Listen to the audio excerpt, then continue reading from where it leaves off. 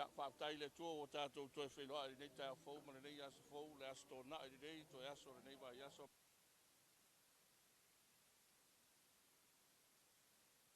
Ya whaatai le tua o tātou toi whenua i nei tāu whau mana nei asa whau le asa tō na i nei toi aso le nei vai aso mar whaiuma le nei vai aso le whau tātou tarano atu.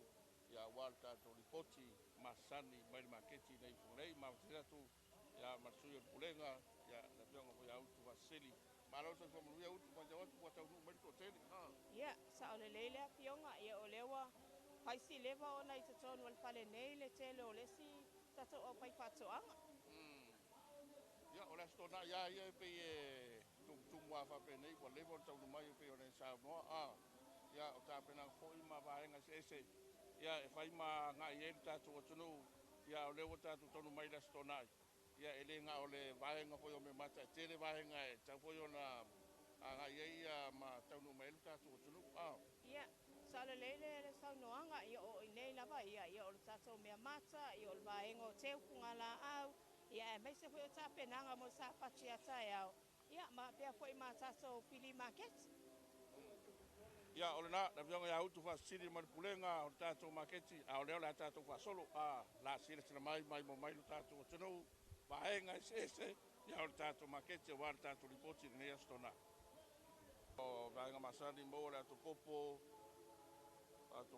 sultara popo lua sultara tau talo kalo magai mai fale alili levo o tau mai talo kama ya ka mai se taimi o le po ya a mata foi o fola la tau talo ya sila mai le waenga se ya martele o me mata e ngata o ia le ngai tonu mau o fusi wau o tala fusi wau talo lua fa kalo la popo to ka kia kama mapo aya anu solo mai vaenga se o tato maketi ya ngai mai tonu ya na wa mata o fola le isi va tele le o tato maketi alo te fo pro yeta ma alo la watsa fo ya mai fia ka ua pusi sa fata ya i ngai mai ngai pe on po o nei de babeau ya malo le lua skulu ka kalo ia le lava wangi le fionga ya mo ia la sa ya na fusi wau mau vai nga umo ta penanga masani mo le sa kalo fa kalo la po lua skulu kala kalo pa kalo mumu kor masinga fa masinga au fa palangi maso ko nga fa ya na tum na la tunu o lo mai mo mai ya sila mai foi mo for kamare o kau uri kama mapo ya la po ka kalo le bo ole ya fulima kalo ya na fulima talo va solo tolu mo wa busuau mo wa busuau ma ngai ya ka ka u mai ngai ka busuau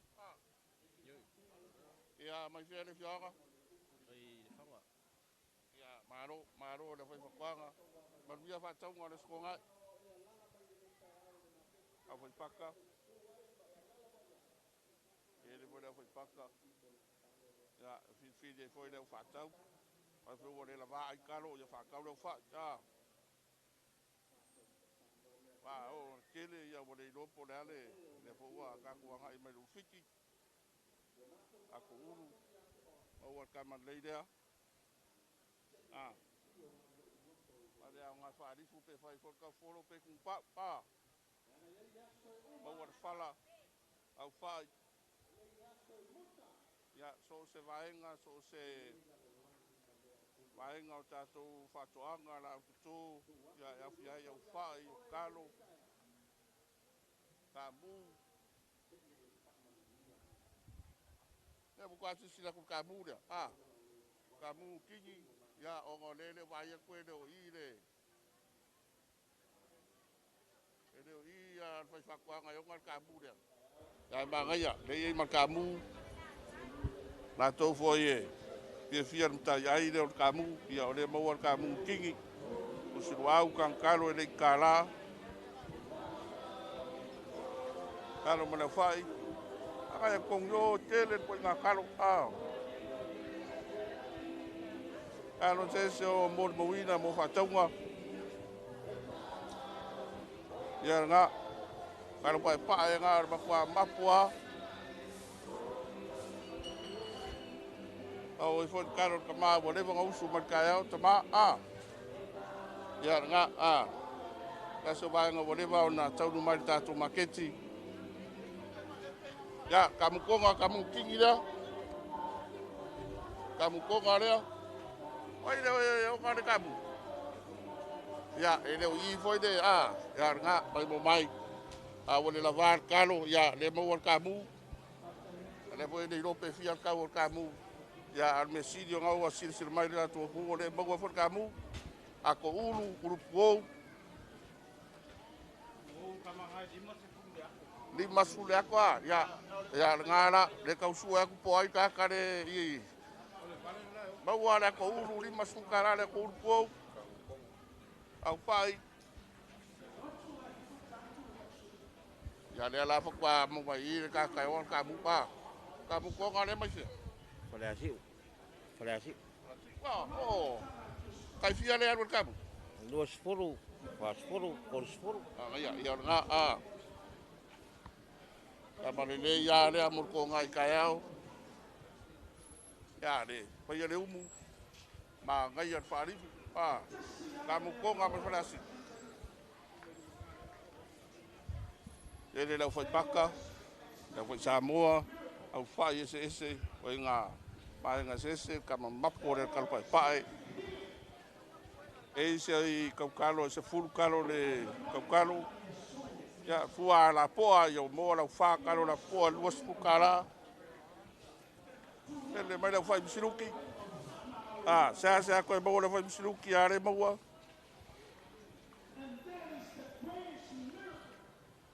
Ya na ba solo mai le ka ko i kul mangul pi ko luma.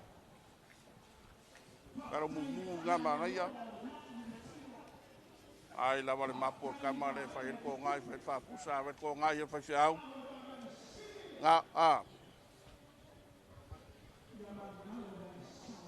Solo mai le uka kele lea, o le uka kele lea mai le fianga o. O loto whanga. O whanga sa whaka. Ia. Ka ngu mai e kai au po. Ia, angi kai au. Ia O le al kalore. Karofusi ma le saiko. Ka mama pua ia Ia, sa o le leisa unwanga le. Ka kai mawia whakaunga. Ya, leo ka ko luma i kun mangu pi ko luma o tātou maketi. Power popo, kalo.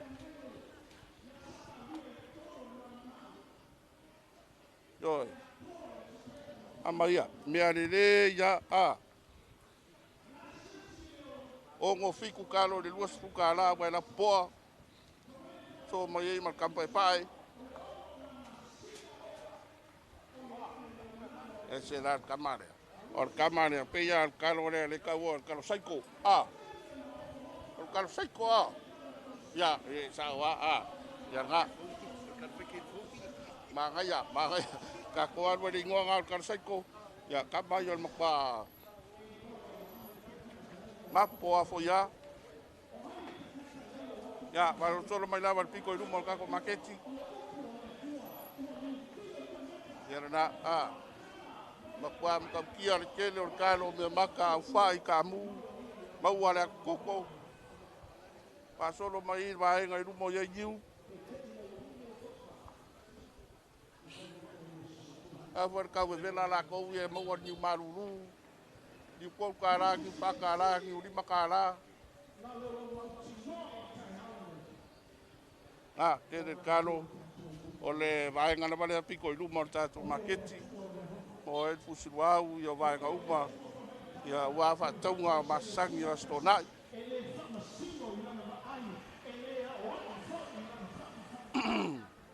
Mau ala popo luas fukala, kasi ala ko popo. Ai lama le umu au. Ave marko ngai e whawhiau. E whala popo fukala.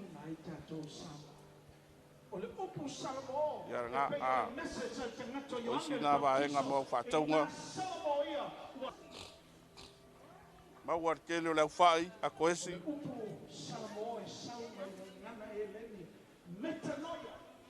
Mau ala ko popo vusi luau kaukalo. O le wingo le upo.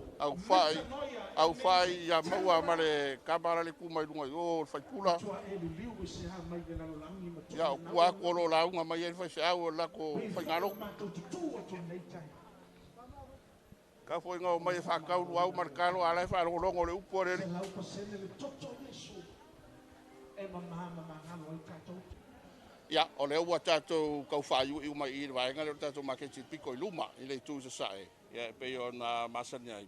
E mawai la kuai ngā mawai le si vaenga tele leo le atina e o pisi nisi. Ya na ya i ngā maro tatou o tunu o whaia fo i le atu ai ngā a pisi nisi. Ya o le tapere ina leo teu mo le maru maru, teu mo le whai poiponga, teu mo so se vaenga. Ya e maua umai i so kuai ngā keu. Pai se whau e lau tātou tala noa i la stonai, ia o vaenga i e telefoni nā ngā i e lea tunu. Ia wāteu e tāpena i mora tāblanga i leo sāta e au, funga la au ese, ia mātango fie e whelangu lang mai, ia au le lei foi le au whai keu le wā, kau mai ia ka mai kai foi e.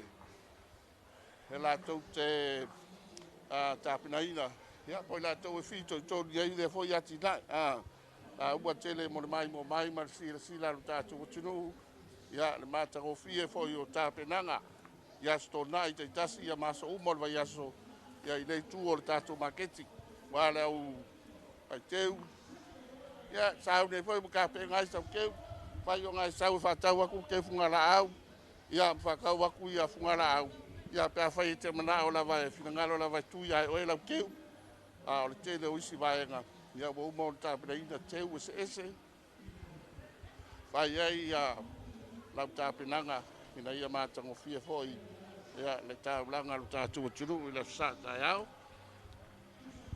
wala wis ese ia ila foi ai nga o fa pito ai nei atina o le toina vaenga ia e tua ia le foi vaenga o ta tu au nanga ia mo ta tu nga venga ya la fai pisinisi la fai teu so tele mo tatou lia tapenanga mo le sata yao ya o vaenga mo muli le tatou por kalame le tatou taurunga mai i vaenga le pito i luma ia por pito foi tua i lisi ku fa sanga i maperahi le mawailar kamare o le kipi por kapa Samoa tier ka ka ko kapa di maka lar ka ole ofunga ia sa ole ia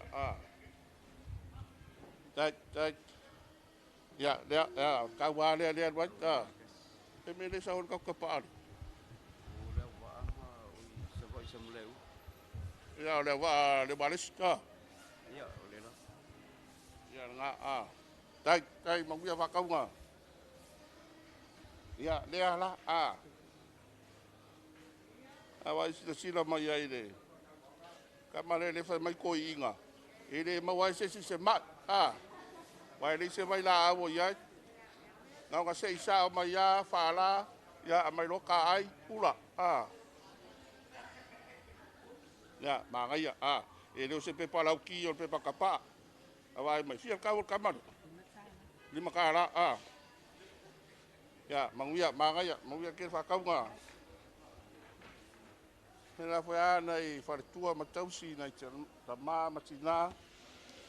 Ia o la tau o loo whao ngā fwoi le vaenga o kako Maketi. Pa Samoa. Le maua male awa Samoa, pepa awa Samoa. Kere tau o kako awa? Malo se shua lua sunga i ole awa le awa mai savai sa mata. Ia ngā kako savai. Ya marsisi mai o kako nei uporu kako pepa ava mai sa mata sa vai ta ya mar kako pa Samoa la koe le lava ka o vei ngar ma ngai o mangongi o pa Samoa ya o le kele o le kele nei kako Maketi ya baba mai ai si mai le si vai ngare ala fotaba mai fia ka O le wa. Ya ole ngā ngale o aso uma ole usu mai nei Ko ki mai le ko nga ia o kira le pe aso ia wale ingi se pe ia fe au ngaruenga ia ko asa wala ia le pe malu roma ia ni i fa ingole le papa e su escala ia Nei, tai. Ia e mana tol na wa mai mo ma sila mai luta tu tunu se vai nga tele po se au tele ka na ta tu tala ma ta tu Ripoti Maketi lau fio ngautu tele vai nga le utau mai se yo si le fio ia lau fa tau. Ia sa le lele a fionga i o pe o i nei la wale Maketi Fugalei nei i o lo tapu vai tasi uma mai ai ta penanga ia e mese fwele fai unga le nei vai aso vaenga ese mana o mia i tātou a inga ia e mese fwele ta pena ino sa pati a tai au ia le malu telo le tātou atu nu uafi fio mai o lo o tele ma fau ma soloi le tātou tau mafa ia e mese fwele o vaenga ese teu fungala au a wata penanga le aso a tai au ai manu tele ina le nei aso e lau whasausaunga ia malawa singa sa moa soifua. Ia, o le tātou Ripoti na Maketi le tāo nei o le astonai, manuia tele fofuanga wha moe ngale tunu, manuia fwele tāpina atu le tāulanga i le sa taia soifua.